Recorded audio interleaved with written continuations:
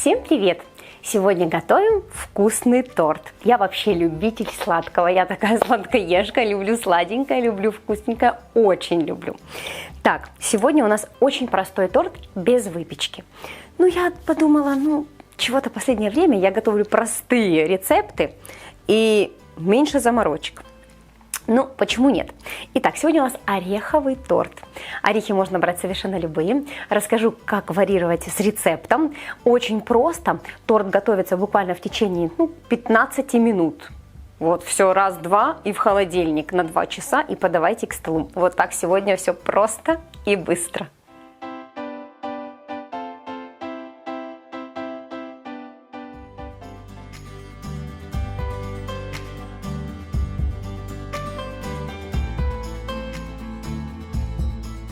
Какие продукты нам понадобятся?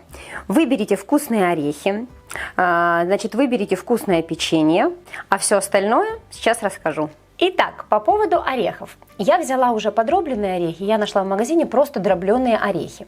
Но можно взять совершенно любые орехи и мелко их подробить, как захотите. Можно взять микс орехов, можно просто грецкий орех, что найдете. Теперь печенька. Печенье можно взять совершенно любое, от овсяного до галетного, какое найдете. Вот у меня вот такое вот вкусненькое, можно взять типа топленого молока. Какое найдете, вот такое и подойдет. Даже если печенька будет с каким-то наполнителем типа варенька, оно тоже подойдет, потому что, что бы вы ни нашли в магазине, любое печенье подойдет. Теперь важно, сливочное масло. Сливочное масло должно быть очень мягкое. У меня, наверное, часа 2 лежало в кухне на столе, чтобы быть вот таким вот мягким. Это важно при приготовлении. Собственно, и все тонкости, а все остальное сейчас буду рассказывать и показывать, как это все соединять и как будем готовить. Печенье нужно подробить руками, ничего сложного, вот так вот дробим в крошку. Должна получиться и мелкая, и крупная, блендер здесь не нужен. Оно и мелкое, и крупное, в общем, ручками я подавила, да и все. Теперь сюда отправляем сливочное масло. Вот так. Я его не растапливаю, потому что если будем растапливать, получится такая основа, как на чизкейк похожа. А это немножко другой тортик, поэтому растапливать не надо. Единственное, что надо сделать, смотрите, чтобы было удобнее, я делаю так. Пересыпьте масло вот так вот печеньем. Так. А теперь вот так. Перетираем печенье вместе с маслом. Но чтобы масло не было сильно на руках, много сразу печенька вот так вот на масло. Должна получиться такая липковатая масса. Это очень вкусный тортик. И можно готовить из того, что есть дома. Любое печенье совершенно в ближайшем магазине. И 2 стакана орехов. И торт просто бомбезный. Теперь время орехов. По классике жанра орехи нужно обжаривать на сковородке или духовке до легкого золотистого цвета. Но я не люблю привкус жареных орехов. Не нравится мне, поэтому я добавляю сырые. Но если вам нравится, а большинству людей нравится, поэтому добавляйте поджаренные. Можете на сковородке обсушить пару минут, либо в духовке. Тут дело вкуса. Ой, слушайте, классно. Такая масса вся очень-очень-очень классная выходит. Так, теперь что делаем дальше? Изюм. Изюм совершенно немного. Можно заменить, кстати, на любые сухофрукты. Курагу, чернослив, инжир, финики, что хотите. Я не буду его резать, ничего с ним делать не буду. Я беру 2-3 жменьки, вот так вот немного. И добавляю его чуть-чуть, много изюма не надо. Все перемешать. И еще, если ваше печенье приторно-сладкое, добавлять сахар мы не будем. Но если печенье не совсем приторно-сладкое, добавлять сахар нужно. Итак, как же сюда добавить сахар? Сейчас расскажу. Итак, берем молоко. Я бы сказала, что молоко должно быть такое хорошо теплое или даже горячеватое. И добавляем сюда приблизительно 4-5 чайных ложек сахара. Но я еще раз повторюсь, если печенье слишком сладкое, этого можно не делать. Молоко не должно быть холодным, поэтому подогрейте его. Теперь молоко добавляем во всю эту крошку, но не все сразу. Я написала там 100 мл. Не все сразу. Вот так вот чуть-чуть добавили и немного вот так вот прижимаем. чтобы печенье начало чуть-чуть размокать. Вся масса должна получиться достаточно такой липковатой. Нужно дать печенью впитать молоко. Так как печенье может быть у всех разное, и количество времени на это уйдет разное. У кого-то 1-2 минутки, а кому-то, если, например, это овсяное печенье, надо подождать минут 5-7. Так, смотрите, масса начинает вот так липнуть и держать форму. Вот когда она вот так вот держит форму, больше молока добавлять не надо. Ну, у меня тут осталась, наверное, столовая ложка. Я больше добавлять не буду. Значит, смотрите. Вот так вот все переминаем. Как только вот так вот держит формочку, все, больше ничего не добавляем. Так, можно вместо молока добавлять сладкую воду, если молока нет. Можно добавлять, выпаривать алкоголь, если вы хотите, типа коньяка или рома.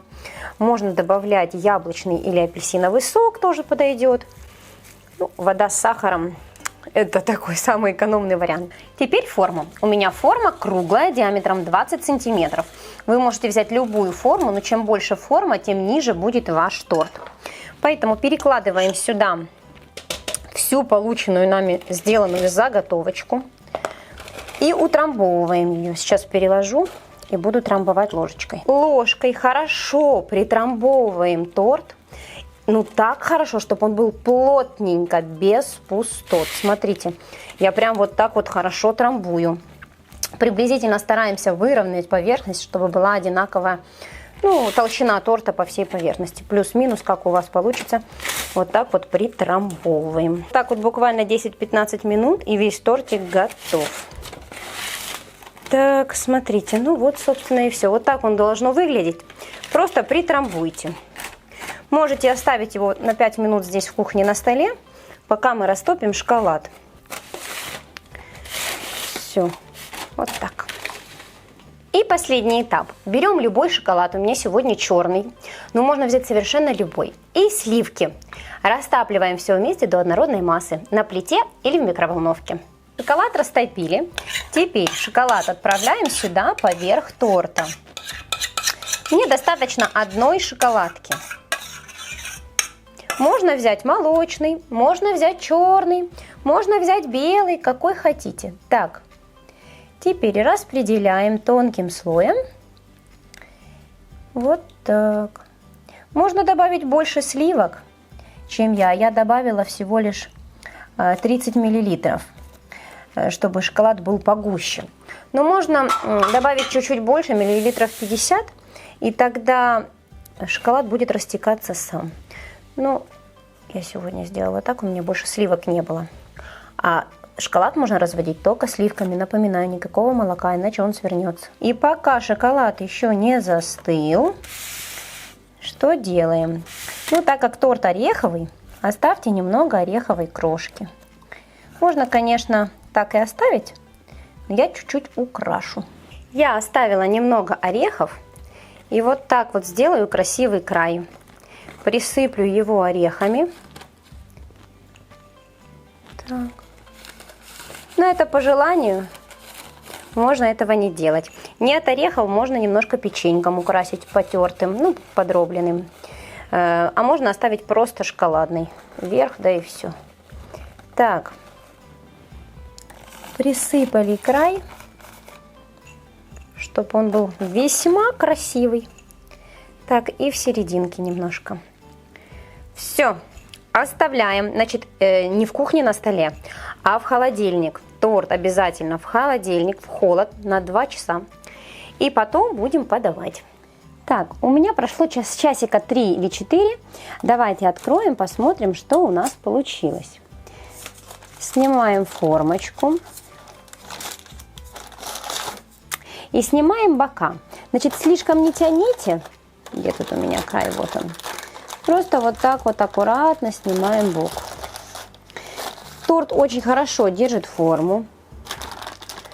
Можно выставить за пару часов из холодильника до подачи. Тогда торт будет немножко мягче. Так, ну что, вот такой тортик получился. Сейчас покажу, разрежу и попробуем. Вот такой получился тортик, вот такой он в разрезе.